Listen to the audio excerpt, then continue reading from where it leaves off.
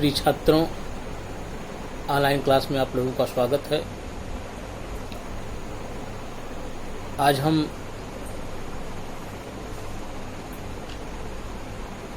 हिंदी गद्य के स्वरूप का विश्लेषण करेंगे।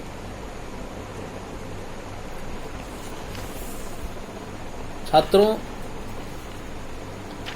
आप 9वीं, 10वीं, 11वीं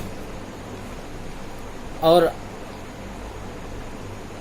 इस साल आप 12वीं कक्षा में अध्ययन करें और हर वर्ष गद्य और पद्य के बारे में आप जानकारी प्राप्त करते हैं। निश्चित रूप से आपको गद्य और पद्य की संक्षिप्त जानकारी है, किंतु आपके सिलेबस में सम्मिलित होने के कारण इस पर चर्चा कर लेना उचित है। तो सबसे पहले हम गद्य के स्वरूप की चर्चा करेंगे कि गद्य होता क्या है। छात्रों, गद्य शब्द गद धातु में यत प्रत्यय के जोड़ने से बना हुआ है। गद शब्द का अर्थ बोलना, बताना या कहना है। दैनिक जीवन में सामान्य बोलचाल की शैली में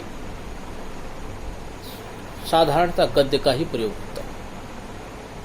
पद्य में तो न कोई बोलता है और न ही बातचीत करता है। अतः कहा जा सकता है कि व्यवहारिक कथित भाषा ही गद्य भाषा है। इसमें व्यक्ति का व्यक्ति के साथ सीधा संबंध होता है।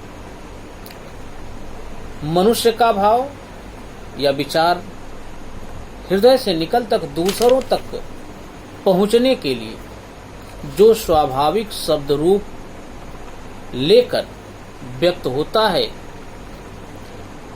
वही गद्य होता है। साधारणतया इस गद्य के माध्यम से मनुष्य अपने को सर्वदा व्यक्त करता रहता है।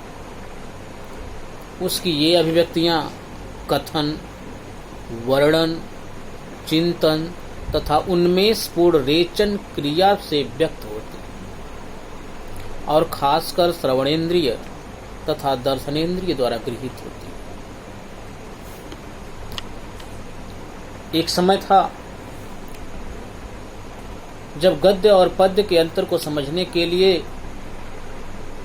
बड़ी आसानी से यह स्वीकार कर लिया जाता था या यह कह दिया जाता था कि जो छंदोबद्ध रचना होती है वो पद्य होती है और जो छंदों से मुक्त रचना होती है वो गद्य होती है।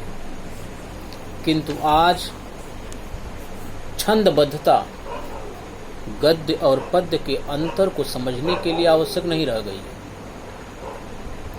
क्योंकि अब कविताएं गद्य में भी होने लगी हैं। नई कविता ने तो छंद के बंधन से मुक्ति ही पा ली। ऐसी स्थिति में छंद के आधार पर गद्य और पद्य के अंतर को नहीं समझा जा सकता। वस्तुतः पद्य और गद्य का संबंध क्रमशः मानव हृदय और मानव मस्तिष्क से। हृदय से संबंध रखने के कारण पद में रागात्मक वृत्ति की प्रधानता पाई जाती है और मस्तिष्क से प्रगाढ़ संबंध रखने के कारण गद्य में बौद्धिकता और विचार और वैचारिकता की प्रधानता पाई जाती है। दूसरे शब्दों में यह भी कहा जा सकता है कि पद्य में भावात्मकता एवं संवेदना की प्रमुखता होती है, जबकि गद्य में विचार एवं तर्क प्रमुख होता है। गद्य छंद, ताल, लय एवं तुकबंदी से मुक्त विचारपूर्ण एवं वाक्यबद्ध रचना है, जबकि पद्य छंदोबद्ध, लयबद्ध, भावात्मक रचना।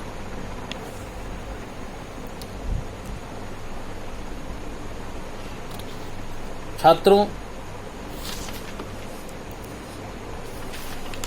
ये तो था गद्य और पद्य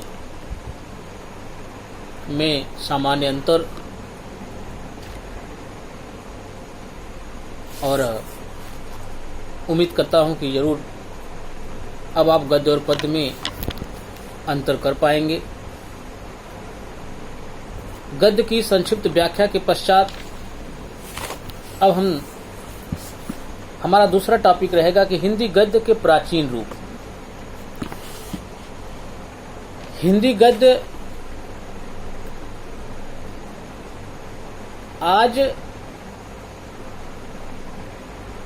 इसका हिंदी गद्य का जो स्वरूप है,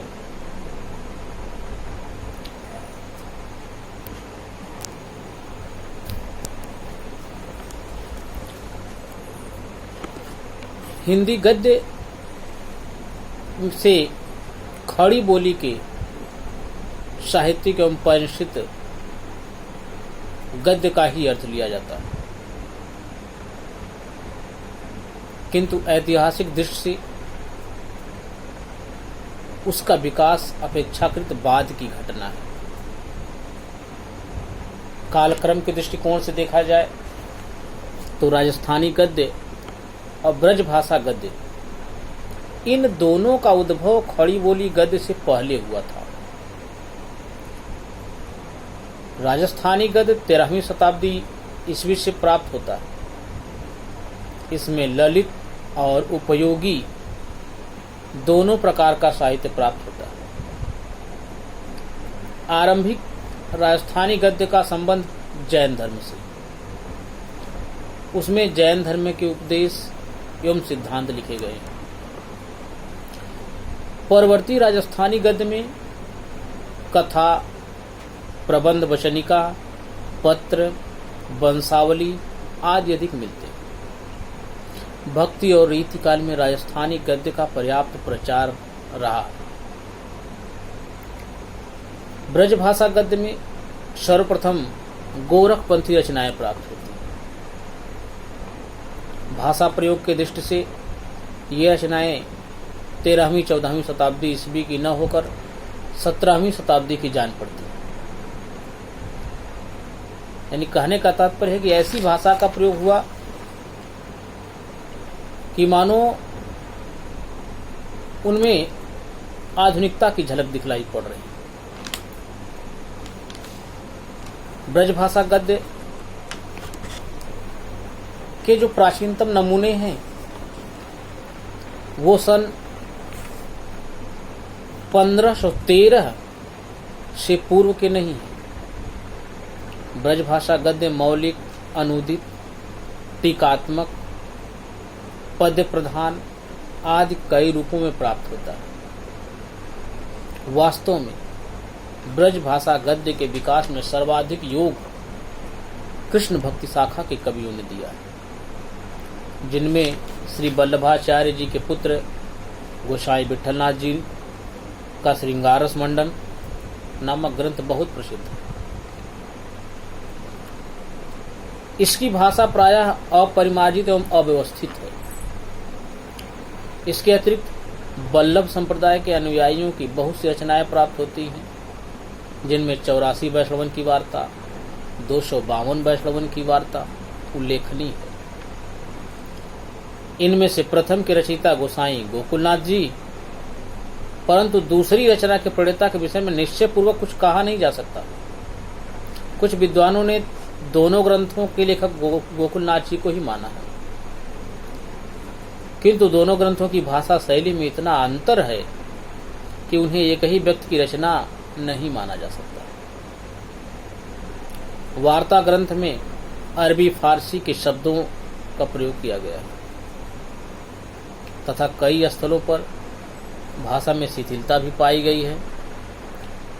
वल्लभ संप्रदाय के अतिरिक्त अन्य संप्रदायों के भक्तों की भी कुछ रचनाएं प्राप्त होती हैं, जिनमें नाभादास कृत अष्टयाम भी, जिसमें ब्रज भाषा के अंतर्गत राम की दिनचर्या का वर्णन। तत्पश्चात रीतिकाल में ब्रजभाषा गद्य में काव्य ग्रंथों के टीकाओं का युग आता है। इसे हम गद्य में साहित्यिक रचना करने का प्रथम प्रयास कह सकते हैं। प्रायः इस काल में जितने भी प्रमुख काव्य ग्रंथ लिखे गए उन सब की गद्य में टीकाएं प्रस्तुत की गई। इनमें से कुछ प्रमुख ग्रंथ श्रृंगार शतक, कवि प्रिया, रसिक प्रिया, रामचंद्रिका, बिहारी सस्सई आदि टीकाएं। टीकाकारों को अपने लक्ष्य की प्राप्ति में सफलता नहीं मिल पाई, क्योंकि वो मूल विषय की व्याख्या करने में प्रायः असफल हो रहे। इस काल की गद्य पूर्णतः अविकसित, जिसमें लेखक अपने मंतव्य को व्यक्त करने में असमर्थ रहते थे। यूं तो खड़ी बोली का प्रयोग सर्वप्रथम अमीर खुसरो की मुकरियों तथा संत कवियों की रचनाओं में देखने को मिला, परंतु खड़ी बोली गद्य की प्रामाणिक रचनाएं 17वीं शताब्दी ईस्वी से प्राप्त होती है। इस संदर्भ में सन 1623 में जटमल के द्वारा लिखा हुआ गोरा बादल की कथा उल्लेखनीय। आरंभिक खड़ी बोली गद्य ब्रज भाषा से प्रभावित है। खड़ी बोली नाम पड़ने के कारण संभवतः इसका खरा होना है। ये भाषा निश्चित स्पष्ट